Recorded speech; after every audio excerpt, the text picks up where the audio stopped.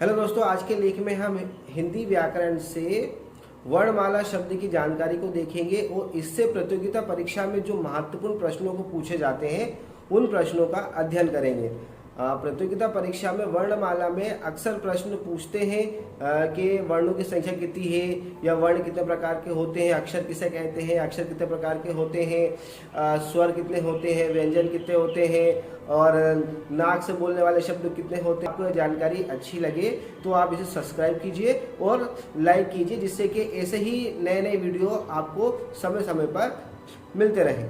तो आइए चलिए हम हिंदी व्याकरण वर्णमाला से कुछ महत्वपूर्ण प्रश्नों को आज हम ले रहे हैं जो परीक्षा की दृष्टि से बहुत ही महत्वपूर्ण है।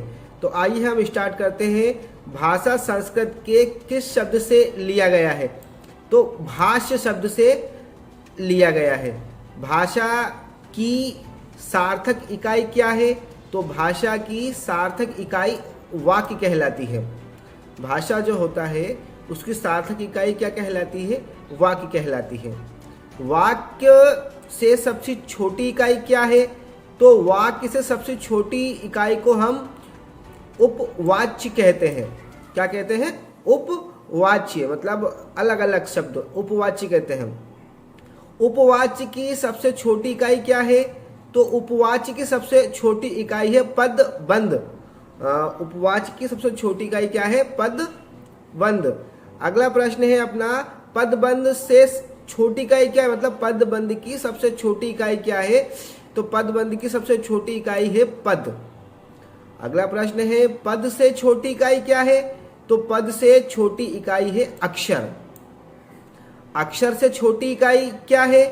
तो अक्षर से छोटी इकाई को हम ध्वनि बोलते हैं। किसी शब्द की ध्वनि निकलती है ना, जैसे क, तो क से पहले ध्वनि निकलती है, तो अक्षर से सबसे छोटी इकाई को हम ध्वनि बोलते हैं।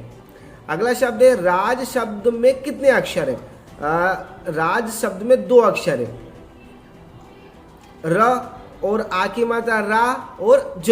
रा शब्द में कितने? 2 शब्द हैं।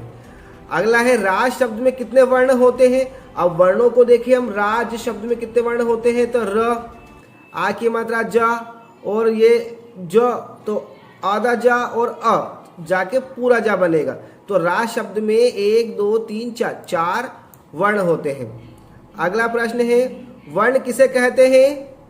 भाषा की सबसे छोटी इकाई ध्वनि या वर्ण कहलाती है ना। भाषा की सबसे छोटी इकाई ध्वनि या वर्ण कहलाती है। अगला प्रश्न है हमारा, वर्णमाला किसे कहते हैं? तो वर्ण के व्यवस्थित समूह को वर्णमाला कहते हैं। यानी वर्ण के व्यवस्थित समूह को वर्णमाला कहते हैं। अ आ इ ई उ इस तरीके के समूह को हम वर्णमाला कहते हैं। हिंदी उच्चारण के आधार पर कितने शब्द होते हैं? हिंदी उच्चारण के आधार पर 45 वर्ण होते हैं। अगला प्रश्न है हमारा, उच्चारण के आधार पर कितने स्वर होते हैं? तो उच्चारण के आधार पर 10 स्वर होते हैं। उच्चारण के आधार पर कितने व्यंजन की संख्या होती है? तो उच्चारण के आधार पर 35 व्यंजन होते हैं। अगला प्रश्न है हमारा, लेखन के आधार पर कितने शब्द होते हैं? तो लेखन के आधार पर 52 वर्ण या शब्द होते हैं। लेखन के आधार पर स्वर वर्ण होते हैं, तो लेखन के आधार पर 13 स्वर वर्ण होते हैं। लेखन के आधार पर व्यंजन कितने होते हैं? तो लेखन के आधार पर 35 व्यंजन होते हैं।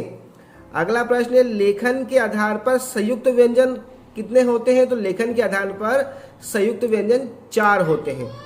अगला प्रश्न है हमारा, संयुक्त व्यंजन कौन से हैं? संयुक्त व्यंजन है आपका इच्छा, त्र, ज्ञा और इच्छा।